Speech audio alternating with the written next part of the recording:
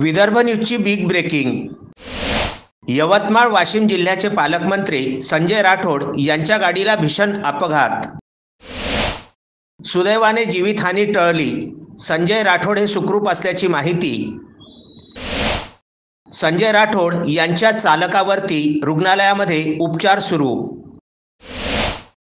5 October रोजी पोहरादेवी येथे पंतप्रधान नरेंद्र मोदी यांचा दौरा असल्यामुळे वाशिम यवतमाळ जिल्ह्याचे पालकमंत्री तसेच बंजारा समाजाचे नेते संजय राठोड यांच्यावरती या दौऱ्याची संपूर्ण जबाबदारी असल्यामुळे 3 ऑक्टोबरच्या मध्यरात्री पोहरादेवी येथून कार्यक्रमाच्या व्यवस्थेची पाहणी करून रात्री उशिरा दिग्रस येथे जात असताना आर्णी यवतमाळ मार्गावर त्यांच्या वाहनाने चालत्या पिकअपला मागून धडक दिल्याने हा भीषण अपघात झाला।